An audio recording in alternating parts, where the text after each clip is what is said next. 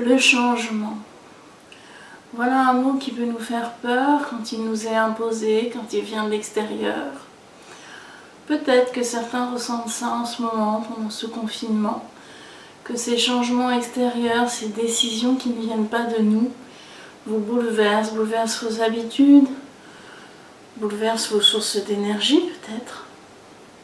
Et pourtant le changement, qu'il soit extérieur ou intérieur, est la vie même. La vie et le changement.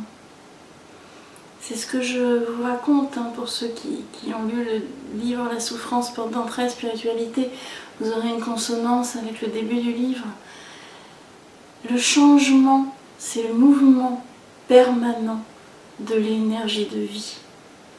Rien dans la vie n'est fixe, c'est ce que Bouddha nous a enseigné. Rien n'est fixe. Et c'est parce que tout bouge tout le temps que c'est la vie. Quand ça ne bouge plus, c'est la mort. Et beaucoup de gens vivent dans une petite mort. Or, notre corps est régi par le mouvement.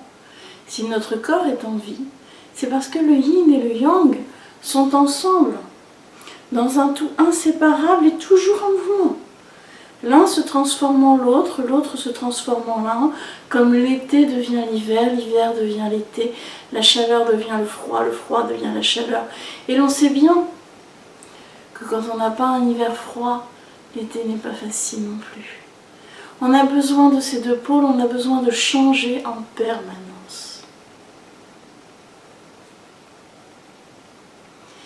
Quand un changement extérieur est difficile pour vous, qui vous semble imposé, que vous le subissez, c'est important de redevenir acteur de votre vie.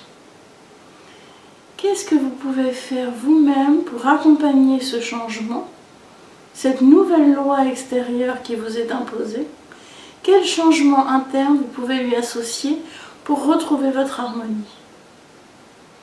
Il y a toujours à l'intérieur de nous quelque chose qui peut changer et s'adapter.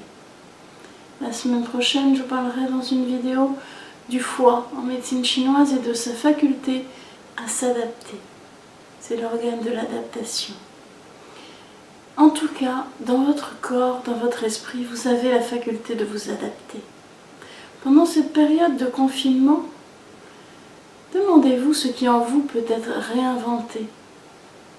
Il y a des ressources en vous que vous n'avez pas exploitées, des choses que vous n'avez pas découvertes.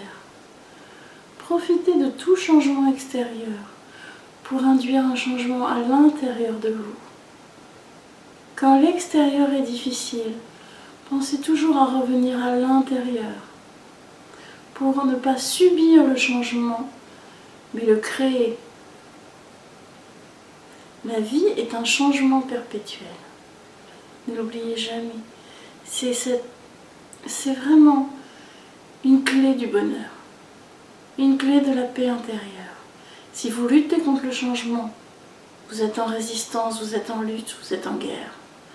Si vous accompagnez le changement et que vous l'adaptez par un changement intérieur, alors vous en serez gagnant. Plein d'une richesse intérieure insoupçonnée.